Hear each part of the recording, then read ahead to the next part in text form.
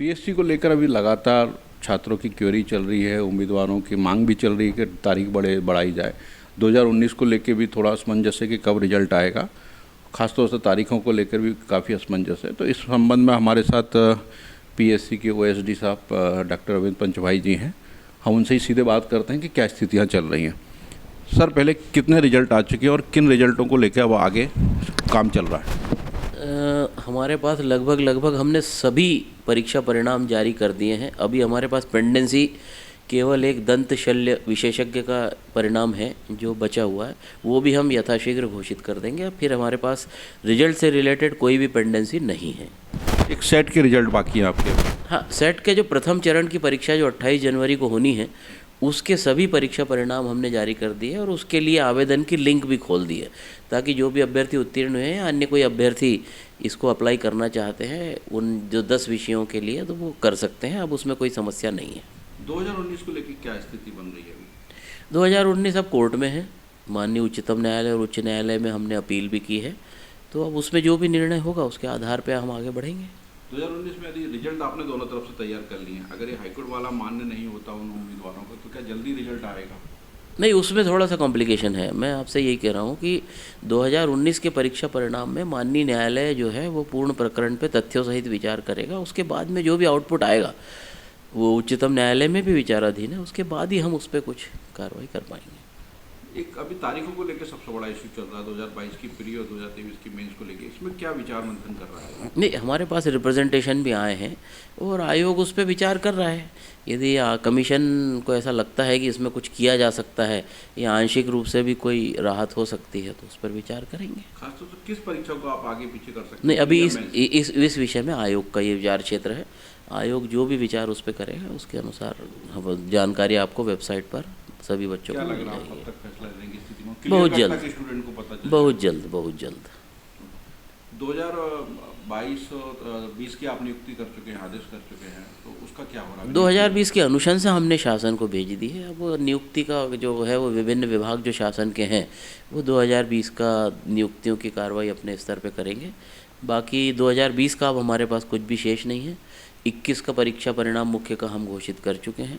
22 की परीक्षा जैसी आयोजित होती है उसके बाद उसका मूल्यांकन और फिर परीक्षा परिणाम मुख्य का घोषित हम करेंगे, और बाकी तो सब उम्मीदवारों की मांग है 2020 में जो फेल हुए उनकी कॉपी कभी दिखाई जाए तो क्या स्थिति बन? नहीं, ये पार्शियल वर्क है ये। एक्चुअली अभी किसी भी परीक्षा के परिणाम 19, 20, 21 के परीक्षा परिणाम जो है वो अभी पार्शियल घोषित हुए हैं। 13% या जो प्रावधिक भाग है उसका अभी परिणाम घोषित नहीं हुआ है। इसीलिए अभी वर्तमान में कापियाँ दिखाया जाना बिल्कुल उचित नहीं है। आयोग जब पूर्ण सभी परीक्षा परिणाम घोषित हो जाएंगे तब हम सभी को जो भी नियमानुसार कापियाँ दिखाने का कार्यक्रम है वो किया जा सके। 13% वालों का भी कोई बताने की स्थिति कि उनको फेल हुए, पास हुए, कौन? वो तो माननीय न्यायालय के निर्णय के आधार पर ही कौन सा ग्रुप के किसके पक्ष में वो निर्णय होता है उसके अनुसार वो होगा।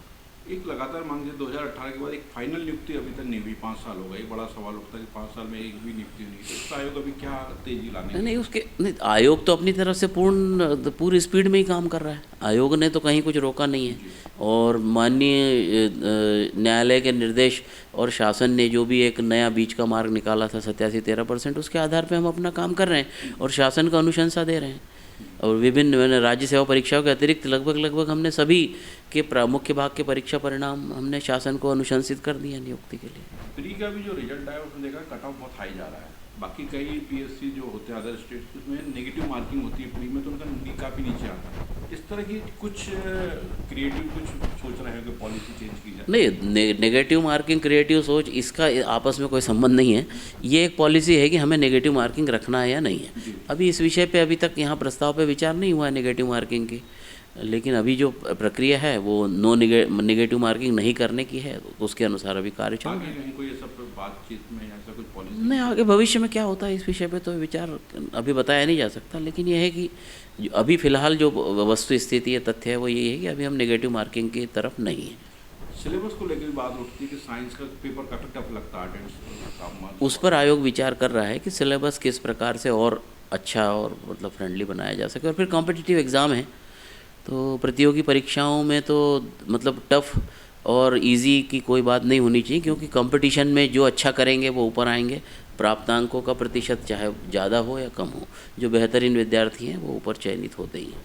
परीक्षा शेड्यूल को लेकर फिर एक बार बात करेंगे। तो जो नेशनल कैलेंडर होता है, दूसरी चीज़ें सब आप देख के ही बनाते होंगे, कि ये पास में परीक्षाओं को लेकर आपको लग रहा है कि कुछ शेड्यूल में और ध्यान रखने की जरूरत है? नहीं, हम देखिए, पूरे राज्यों में, पूरे देश में ही परीक्षाओं का आयोजन होता है, और इसीलिए उस विषय पे हम अभी कुछ कहें कि साहब क्या है, लेकिन ये है कि जितना भी हमारा काम हमारे स्तर का है, हम हमारे स्तर पे ये प्रयास करते हैं कि अंतर बना रहे। लेकिन ये अब चूँकि हमको अपना शेड्यूल समय पे लाना है, क्योंकि हम 24 का भी विज्ञापन जारी करके 24 का परिणाम 24 में ही घोषित करना चाहते हैं अंतिम, तो इसीलिए ये प्रयास तो थोड़ा सा तो कॉम्पैक्ट होगा शेड्यूल। एक बड़ी बात है उसमें देखा गया कि सहायक कुल सचिव का इंटरव्यू 16 तारीख को है, 15-16 दिसंबर को है, और 17 को आपकी प्री है। अब लोगों का ये कहना है जैसे कोई ग्वालियर से आया है इंटरव्यू देने, तो वापस प्री देने कैसे जा पाएगा? उस विषय पे भी आयोग विचार कर रहा है। हमने आपसे यही कहा, आपने जो अभी ये तारीखों के बारे में बात की है, आयोग के पास आवेदन आए हैं, आयोग उस विषय पे विचार करके बहुत जल्दी सूचनाएं जारी कर देगा।